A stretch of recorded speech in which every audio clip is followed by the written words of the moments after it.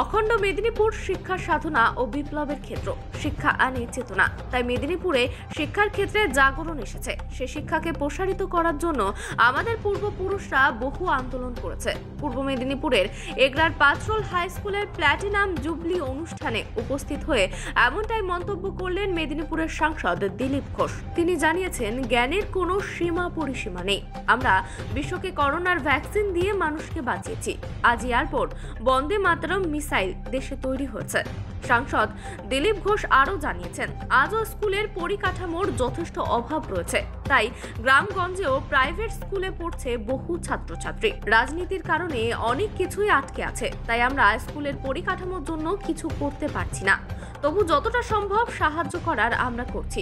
কয়েকটা স্কুলে আমরা স্মার্ট ক্লাসরুম তৈরি করব। তিনি এও জানিয়েছেন, এগরা, খড়গপুর ও মেদিনীপুর হাসপাতালে আধুনিক মেশিন বসানোর চেষ্টা করছি। আগামী দিনে সব রকম তৈরি করার চেষ্টা করব বলে দাবি দিলীপ ঘোষের। এদিনের অনুষ্ঠানে উপস্থিত ছিলেন খেজুরির বিধায়ক শান্তনু প্রামাণিক, পাঁচরোল হাই স্কুলের প্রধান শিক্ষক সৌমেন দাস, সমাজসেবী রূপক মিশ্র ও বিমল শেঠ প্রমুখ। সবাই ভালো থাকুন, সুস্থ থাকুন, শান্তি সমৃদ্ধি নিয়ে যেন আমরা নতুন বছরটা পার করতে পারি, আশা এই প্রার্থনা ভগবানের কাছে করি। একটি প্রাচীন ঐতিহ্যময় স্কুল, প্রায় 75 বছর হয়ে গেল স্কুলের যাত্রা। 75 বছর পরে স্কুলে আমার আসার সুযোগ হয়েছে। বহু টিচার, বহু মানুষের অধ্যাবসায় স্কুল দাঁড়িয়েছে। বহু ছাত্রের জীবনে আলোক এসেছে। বহু ছাত্র নিজেকে গড়ে তুলে সমাজের বিভিন্ন ক্ষেত্রে সেবায় তাদের সেবাকে দিচ্ছেন, নিজের জীবনে প্রতিষ্ঠিত হয়েছেন। যেন এই পবিত্র প্রাঙ্গণে আসা এটাও সৌভাগ্যের ব্যাপার। আমাদের পূর্ব তথা পশ্চিম মেদিনীপুর, একসময় একটাই মেদিনীপুর ছিল, এখন দুটো হয়েছে, তিনটে হয়ে গেছে। ঝাড়গ্রাম, আমার বাড়ি ঝাড়গ্রাম জেলাতে। তাই অখণ্ড মেদিনীপুর শিক্ষা সাধনা তপস্যা বিপ্লবের ক্ষেত্র। আজ এই স্কুল 75 বছর, কিন্তু আমি বহু জায়গায় গেছি। ময়না, দাসপুর মতো গ্রামে দুটো নদী পার হয়ে যেতে এখনো পাকা রাস্তা নেই। 100-150 বছরের স্কুল সেখানে আছে। তো আমরা দেওয়ালে লেখা দেখেছি, শিক্ষা আনে চেতনা। সেই শিক্ষার ফলেই মেদিনীপুরের চেতনা এসছে, বিপ্লব এসছে, জাগরণ এসছে। আর সমস্ত ক্ষেত্রে আমাদের পূর্বপুরুষরা, বর্তমান প্রজন্ম তাদের কৃতিত্ব, তাদের প্রতিভার বিকাশ দেখিয়েছে। সে শিক্ষাক্ষেত্রে হোক, চাকরি বাকরি হোক, সমাজসেবা হোক, রাজনীতি হোক, বিপ্লব হোক, সব জায়গায় মেদিনীপুরের একটা জায়গা আছে, চিরদিন ছিল, থাকবেও। আর তার জন্য বোধহয় শিক্ষা হচ্ছে মূল কারণ। আর সেই শিক্ষাকে প্রসারিত করার জন্য, প্রতিষ্ঠিত করার জন্য আমাদের পূর্বপুরুষরা অক্লান্ত পরিশ্রম করেছে।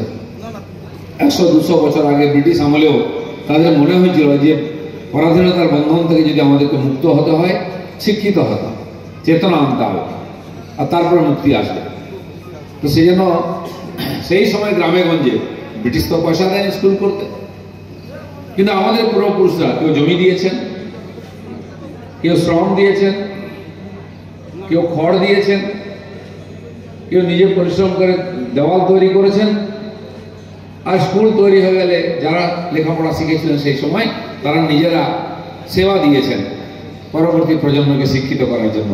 আর সেইভাবে স্কুল গড়ে উঠেছিল। মাটির বাড়ি থেকে ধীরে ধীরে পাকা 2তলা 3তলা, তার সঙ্গে হস্টেল যুক্ত হয়েছে।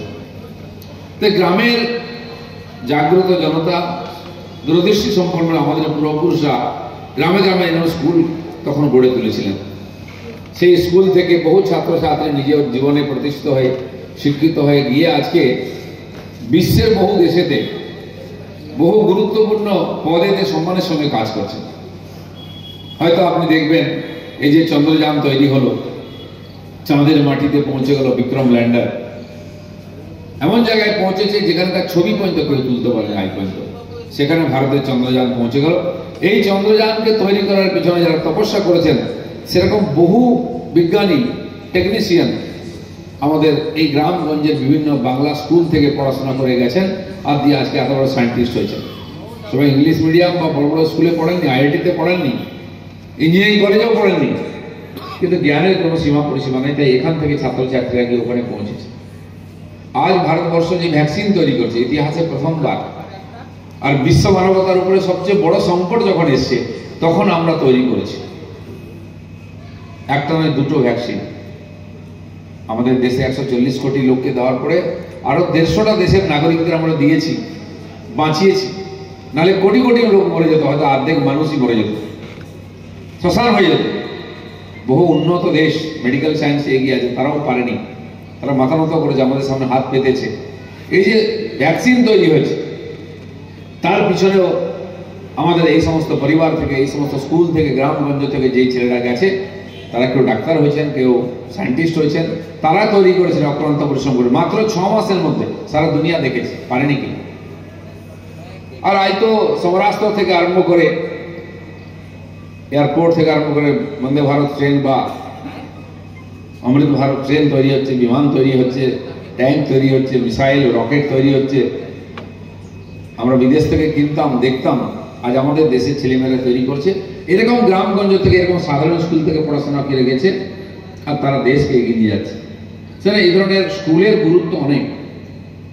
সরকার পরবর্তীকালে পয়সা খরচা করেছে, গ্রামে গঞ্জে স্কুল তৈরি হয়ে গেছে,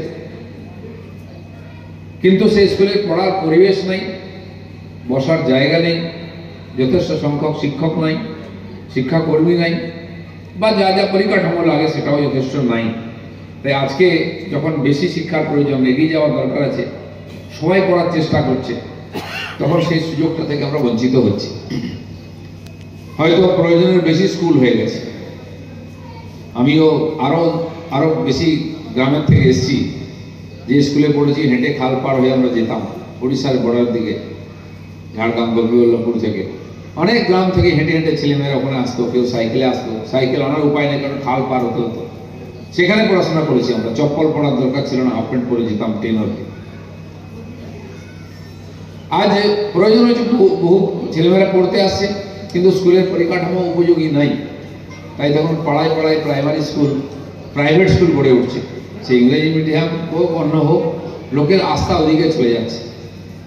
শিক্ষার স্তর উঁচু হওয়ার জায়গায় নিচু হয়ে যাচ্ছে। তো সেজন্য চিন্তার বিষয় আছে, কমপক্ষে যে স্কুলগুলো দাঁড়িয়ে আছে, যেখানে বহু লোকের পয়সা লেগেছে, সরকার টাকা দিয়েছে, সাধারণ পরিবারের ছেলেমেয়েরা যেখানে পড়ছে, সেই স্কুলগুলোকে বাঁচিয়ে রাখা। সত্যি পরিকাঠামোর অভাব রয়েছে। আমরা তো ওনার কাছে আগেও প্রেয়ার করেছিলাম। আমাদের স্কুলের শিক্ষক শান্তনু প্রামাণিক, তিনি তো খেজুরির এমএলএ, তার সঙ্গে দিলীপবাবুর তো ঘনিষ্ঠতা আছে, তার থ্রু দিয়ে আমরা প্রেয়ার করেছিলাম। সত্যি আমাদের পরিকাঠামোর অভাব আছে, ক্লাসরুমের অভাব আছে, এবং আমাদের হোস্টেলের অবস্থা জরাজীর্ণ, মানে ভগ্নদশা হওয়ার জন্য অনেক মেধাবী ছাত্রছাত্রী হোস্টেলে থাকার সুযোগ পাচ্ছে না, এবং যারা আছে তারাও বিপদের ঝুঁকি নিয়েই আছে। তিনি বলছেন যে আগামী দিনে কয়েকটা স্কুলে কিন্তু স্মার্ট ক্লাসরুম চালু করা হবে। না, স্মার্ট ক্লাসরুম তো অত্যন্ত ভালো প্রস্তাব। স্মার্ট মানে এখনকার গতানুগতিক যে ক্লাসরুম, তাতে হয়তো ছাত্রছাত্রীরা আগ্রহ হারিয়ে ফেলছে। তো ওই রকম যদি ক্লাসরুম প্রত্যেক স্কুলে চালু করা যায়, তাহলে নিশ্চয়ই ছাত্রছাত্রীরা স্কুলমুখী হবে এবং ছাত্রছাত্রীদের উপস্থিতি বাড়বে এবং এনরোলমেন্টও বাড়বে। আর কি দাবি ছিল আপনার সাংসদের? আমাদের প্রধান দাবি হচ্ছে আমাদের ক্লাসরুমের অভাব। 2টো সেকশনের ছাত্রছাত্রী একই সাথে ক্লাস করছে একই ঘরে, আর হোস্টেলের অবস্থা খুবই খারাপ। এই দুটোই দাবি ছিল, এই দুটো অন্তত পেলে স্মার্ট ক্লাসরুমটা একটু পরে হলেও চলবে। দিলীপবাবু তো সাহায্যের আশ্বাস দিয়েছেন, এবার দেখা যাক, আমাদের প্রতীক্ষা ছাড়া আর কি করার আছে। আপনার নাম? আমার নাম সৌরেন দাস, এই যে হেডমাস্টার।